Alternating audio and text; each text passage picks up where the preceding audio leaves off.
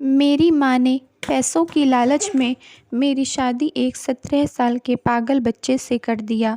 मैंने भी सोच लिया था कि मैं हर रात इस बच्चे को बेहोशी की दवाई देकर अपने आशिक को बुला लिया करूँगी। लेकिन जब मैं रात को कमरे में गई तो मेरी रूह काँप गई, क्योंकि वह बच्चा तो मेरा नाम शबनम है। हम 4 भाई-बहन थे। हद से ज़्यादा गरीबी में बड़े हो रहे थे। हम एक वक़्त का खाना खा लेते थे तो दूसरे वक़्त का खाने के लिए बहुत मेहनत करनी पड़ती थी। मैं अपने भाई-बहनों में सबसे बड़ी थी। अपने घर की हालत देखकर मैं स्कूल में पढ़ने के साथ-साथ ट्यूशन भी पढ़ाने लगी। मुझे ज़िंदगी में पैसे नहीं, सिर्फ़ मोहब्बत चाहिए थी। मैं एक लड़के से प्यार करती थी, आसिफ़ नाम है उसका। आसिफ़ बहुत ही समझदार और मेहनती लड़का है। जब से मुझे उससे मोहब्बत हो गई थी, तब से मैं उसी से शादी के सपने सजा रही थी। मैंने उससे कहा कि आसिफ़, मैं तुमसे शादी करना चाहती हूँ। वह भी मुझसे बहुत मोहब्बत करता था। उसने कहा, मैं कल ही तुम्हारे घर रिश्ता लेकर आता हूँ। उसके माँ-बाप बीमार थे। उसकी तरफ से शादी की बात करने वाला कोई नहीं था। इसलिए वह खुद ही आकर मेरी माँ से मेरा हाथ माँगने लगा। लेकिन मेरी माँ ने शादी के लिए मना कर दिया, क्योंकि आसिफ़ एक गरीब लड़का था। मेरी माँ ने कहा, मैंने बहुत गरीबी देखी है। छोटी चीज़ के लिए तरसती आई हूँ। शबनम का बचपन तो गरीबी में कट गया है, लेकिन अब मैं उसकी शादी बड़े घर में करना चाहती हूँ, जहाँ रुपए पैसे की कोई कमी ना हो, मेरी बेटी खुश रहे। मैंने अपनी माँ के बहुत हाथ पैर जोड़े, कहा कि मेरी शादी आसिफ़ से कर दो, मैं उसके साथ खुश रहूँगी। मुझे पैसों से नहीं, मोहब्बत से खुशी मिलती है। लेकिन मेरी माँ ने मेरी एक ना सुनी। आसिफ़ बेचारा चला गया। मैं रोती रह गई। एक दिन मुझे आसिफ़ मिला तो मैंने उससे कहा कि चलो हम भागकर शादी कर लेते हैं, क्योंकि मेरे घर वाले हमें कभी एक नहीं होने देंगे। मेरी बात सुनकर आसिफ़ ने कहा, तुम ऐसी बात मत करो, मैं तुम्हें भगाकर नहीं ले जाऊँगा। तुम एक इज़्ज़तदार लड़की हो। भागने के बाद लड़कियाँ कलंकित हो जाती हैं। इसलिए तुम अपने घर लौट जाओ। मैं कोई ना कोई रास्ता निकाल लूँगा। मैं घर आ गई। कुछ दिनों बाद लड़के वाले मुझे देखने आए। मेरी माँ ने मेरी शादी एक बहुत अमीर ख़ानदान में पक्की कर दिया था। वह लड़का 17 साल का एक बच्चा था। उसकी दिमागी हालत ठीक नहीं थी, लेकिन मेरी माँ ने पैसे की लालच में आकर इस रिश्ते के लिए हाँ कर दिया। मेरे ससुराल वालों ने कोई दहेज नहीं लिया। उल्टा वे लोग मेरी दोनों बहनों की शादी का खर्चा उठाने के लिए तैयार हो गए। मैं एक बार फिर से आसिफ़ से मिली। मैंने आसिफ़ को बताया कि मेरी माँ मेरी शादी एक बहुत अमीर ख़ानदान में एक पागल लड़के से कर रही हैं। मैंने अपनी माँ की खातिर इस रिश्ते के लिए हाँ कर दिया है, क्योंकि वह लोग मेरी बहनों की शादी का भी खर्चा उठाने के लिए तैयार हैं। मैं बेवफ़ा नहीं हूँ, मुझे गलत मत समझना। तुम मेरा पहला प्यार हो। मैं मरते दम तक तुम्हें चाहूँगी, लेकिन अगर मैंने यह शादी नहीं किया तो मेरी माँ मर जाएगी।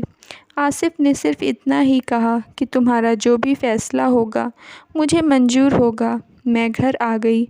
मैंने अपने मन ही मन ठान लिया था कि यह शादी तो मैं मजबूरी में कर रही हूँ, लेकिन मैं रोज़ रात को उस पागल बच्चे को बेहोशी की दवा देकर आसिफ़ को बुला लिया करूँगी। मैं आसिफ़ से सच्ची मोहब्बत करती थी। कुछ दिनों बाद मेरी शादी उस बच्चे से हो गई। मैं अपने ससुराल गई। कमरे में बैठी थी, तभी किसी के कमरे में आने की आहट हुई। मैं सतर्क हो गई। जैसे ही वह लड़का मेरे पास आया, उसे देखकर तो मेरा दिमाग ही चकराने लगा। मेरे होश उड़ गए। यह क्या हो रहा है? मुझे क्या हो गया? कहीं मैं सपना तो नहीं देख रही हूँ? मेरे सामने मेरा आसिफ़ खड़ा था। उसे अपने कमरे में देखकर तो मेरे हाथ पैर फूलने लगे। वह मेरी ओर बढ़ने लगा। मैंने कहा, आसिफ़, यहाँ तुम कैसे आ गए? कहीं तुम्हें किसी ने देख लिया तो क्या होगा? जब मैं तुम्हारे पास आई थी और कह रही थी कि मैं तुमसे मोहब्बत करती हूँ, भागकर शादी कर लो, तब तो तुम बहादुर बने थे और अब मेरी ससुराल में क्यों आए हो? बेशक मैं आसिफ़ को हर रात अपने कमरे में बुलाना चाहती थी, लेकिन सबसे छुपाकर अपने पति को बेहोश करने के बाद बुलाना चाहती थी। मैं यूँ सरेआम अपनी और अपने माँ-बाप की इज़्ज़त नीलाम नहीं करना चाहती थी, लेकिन इतनी जल्दी मेरे बिना बुलाए आसिफ़ को देखकर तो घबराहट में मेरे पसीने छूट रहे थे। कहीं किसी ने देख लिया तो बहुत गड़बड़ हो जाएगी। आसिफ़ ने मुझे गले लगाया। शांत हो जाओ, कोई नहीं आएगा, सब लोग सो चुके हैं। उसने कहा, मैं तुम्हें कुछ बताना चाहता हूँ।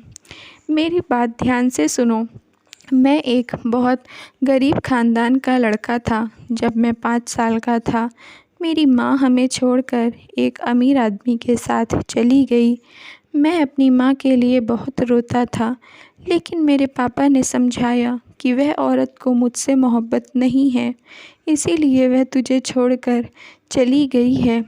उसे सिर्फ़ पैसों से मोहब्बत है, वरना वह तुझे छोड़कर कहीं नहीं जाती। यह बात तो मैं समझ गया था, लेकिन छोटा था तो माँ की बहुत याद सताती थी। मैं उनकी याद में रोता रहता था। कभी-कभी वह मुझसे बात करने के लिए मेरे पास फ़ोन लगाती थी, लेकिन मैं उन्हें बुरा समझता था, इसलिए बात नहीं करता था। मेरे मम्मी-पापा का तलाक हो गया। एक दिन पता चला कि मेरी माँ ने दूसरी शादी कर लिया है और वह हमेशा के लिए अमेरिका चली गई है। उस दिन मैंने अपनी माँ के जाने के गम में आखिरी बार आंसू बहाए थे। उस दिन से मुझे एहसास हो गया कि मेरी माँ मेरी नहीं है। अगर वह मेरी होती तो मेरे पास ज़रूर आती। मुझे उनकी याद तो आती थी, लेकिन मैंने उनके बिना जीने की आदत डाल लिया था। अब मैं उनके लिए नहीं रोता था। मैं बड़ा हो रहा था। मेरे पापा को कारोबार अब बढ़ने लगा था। वह दिन दूनी रात चौगुनी मेहनत करके अपना कारोबार बढ़ा रहे थे। बहुत जल्दी ही हमें लाभ मिला और हम अमीर बन गए। जिन पैसों के लिए मेरी माँ हमें छोड़कर गई थी, वह पैसे तो पापा ने कमा लिए थे, लेकिन मेरी माँ हमसे दूर जा चुकी थी कि हमारे पास लौट नहीं सकती थी। मैंने अपने पापा से कहा कि आप भी दूसरी शादी कर लो। पापा ने कहा, मुझे औरत ज़ात पर अब भरोसा नहीं रहा, इसलिए मैं दूसरी शादी नहीं करूँगा।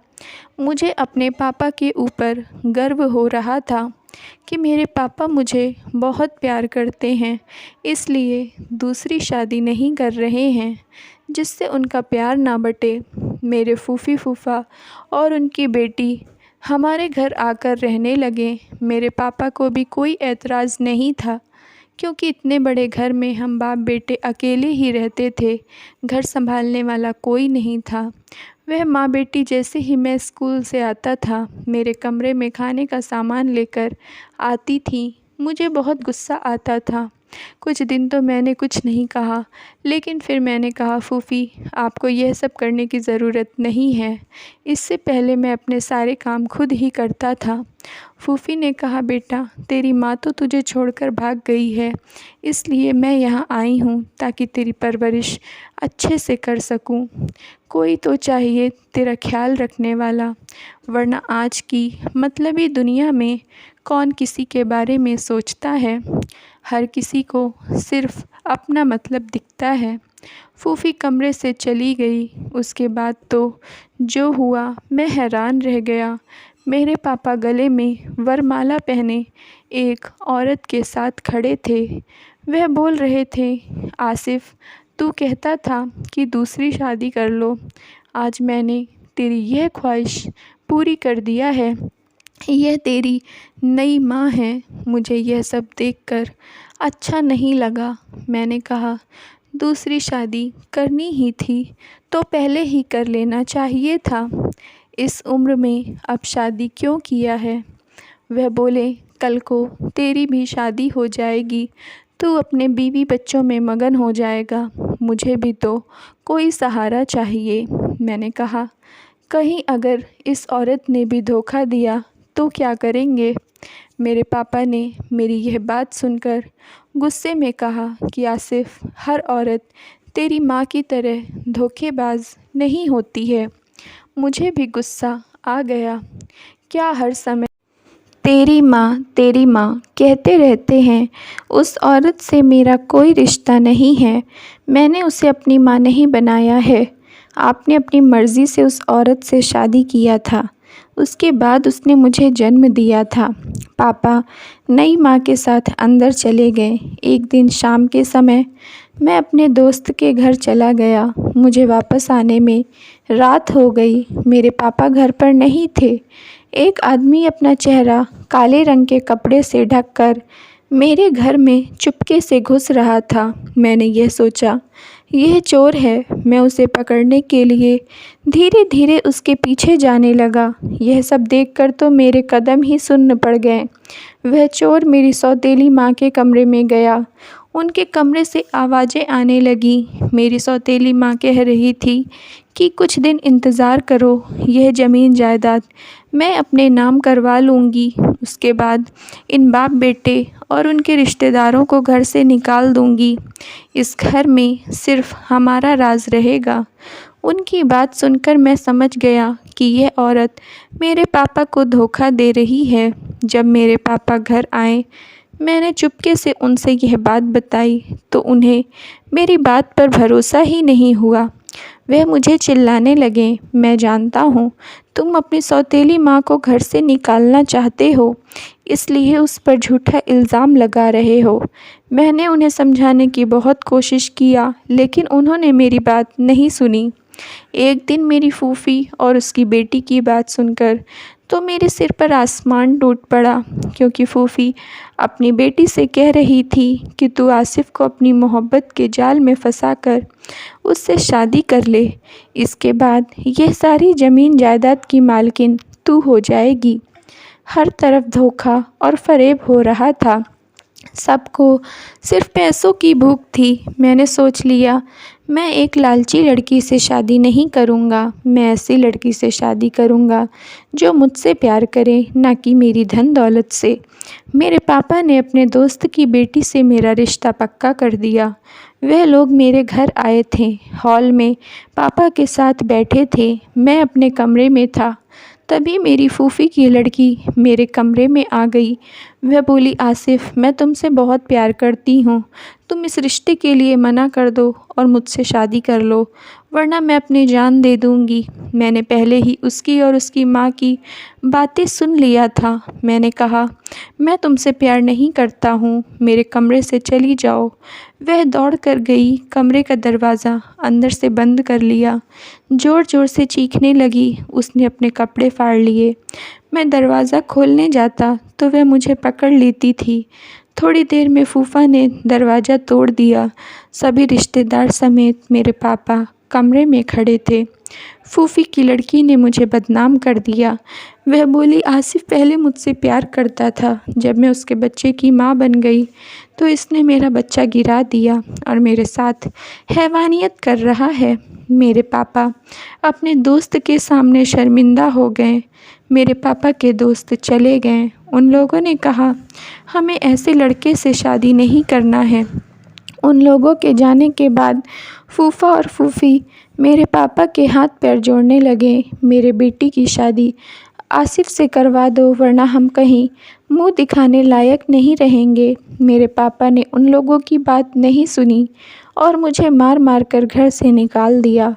मैं दर दर की ठोकरें खाने लगा। मेरे पास खाने के लिए पैसे नहीं थे। मेरे गले में एक सोने की चैन पड़ी थी। वह बेचकर मैं एक होटल में खाना खाने गया। खाना खाने के बाद जब मैंने पैसे देने के लिए अपनी जेब में हाथ डाले तो मेरी जेब खाली थी। मैंने होटल के मैनेजर को बताया कि मेरे पैसे चोरी हो गए हैं, मैं बाद में पैसे दे दूँगा, लेकिन उसे मेरी बातों पर भरोसा नहीं था। बिना पैसे के वह मुझे जाने नहीं दे रहा था। तभी वहाँ एक लड़की आई। उसने मेरे खाने का बिल भरा। मैंने उसका शुक्रिया किया, उसका नंबर मांगा। मैंने कहा, अपना नंबर दे दो, जब मेरे पास पैसे होंगे तो मैं लौटा दूँगा। वह बोली, मैं अपना नंबर नहीं दूँगी, मुझे पैसे वापस नहीं चाहिए। आज मेरी पहली सैलरी है, मैंने एक ज़रूरतमंद की मदद किया है, इसलिए मुझे पैसे वापस मत करना। वह लड़की वहाँ से चली गई। बहुत दिनों बाद दिखी। मैं उसे पैसे देने जा रहा था, लेकिन उसने नहीं लिया। मैंने उसका पीछा किया। जब से उसका घर देखा था, उसके गली मोहल्ले में चक्कर लगाने लगा था। मैं उससे प्यार करने लगा था। मैं उससे बहुत मुश्किल से बात कर पाता था।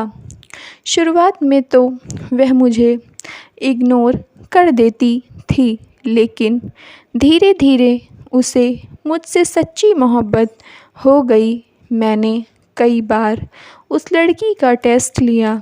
मैं उसके सामने बहुत गरीब बना था।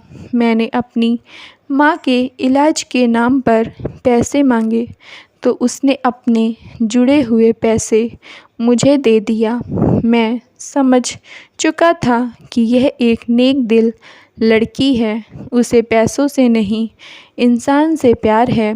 मैंने जब उसकी शादी के लिए उसकी माँ से हाथ मांगा तो उसकी माँ ने इस रिश्ते के लिए मना कर दिया, क्योंकि मैं गरीब था।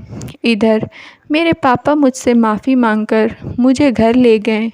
उन्होंने कहा, बेटा, तेरे घर से जाने के बाद मुझे पता चला कि तेरी फूफी जायदाद के लिए तेरी शादी अपनी बेटी से करवा रही थी। जब मैंने तुझे इस घर से निकाल दिया तो वे लोग भी चले गए। मैंने तेरी बात पर भरोसा नहीं किया था। एक दिन मैंने अपनी आँखों से देखा और सुना कि तेरी सौतेली माँ के इरादे क्या हैं। मैंने उसे घर से निकाल दिया, वरना अब तक हम सड़क पर आ गए होते। मैंने उन्हें तुम्हारे बारे में बताया कि मैं शबनम नाम की लड़की से प्यार करता हूँ। मैंने तुम्हारे घर में अक्सर पैसों की वजह से लड़ाई झगड़े की आवाज़ें सुनी थी, इसलिए पापा को यह रिश्ता लेकर भेजा। एक अमीर घराने से रिश्ता पहुंचा तो तुमने हाँ कर दिया। एक बार फिर मुझे लगा कि मेरी पसंद गलत तो नहीं है। क्या तुम भी दूसरी औरतों की तरह पैसे पे मरती हो? तुम्हारे लिए इंसान के प्यार की कोई कीमत नहीं है। लेकिन जब मैं अपने घर के बाहर घूम रहा था तो तुमने पूछा कि यहाँ क्या कर रहे हो। मैंने तुमसे झूठ बोला कि मैं यहाँ नौकरी करता हूँ। तुमने मुझे सच्चाई बताया कि तुम ये शादी मजबूरी में कर रही हो। मुझे यकीन हो गया कि मेरी शबनम मुझे कभी धोखा नहीं दे सकती है। मैं तुम्हें सच्चाई उसी समय बताने वाला था, लेकिन फिर सोचा कि तुम्हें सरप्राइज़ दूंगा। इस तरह मेरी शादी तुमसे हो गई। मैं ही तुम्हारा पति हूँ। मैं यह सब देखकर बहुत खुश हो गई कि जिससे मैं प्यार करती थी वही मेरा पति है। Thank you friends. अगर आप लोग को स्टोरी पसंद आई हो तो प्लीज़ लाइक कर दीजिए और चैनल को सब्सक्राइब कर लीजिए।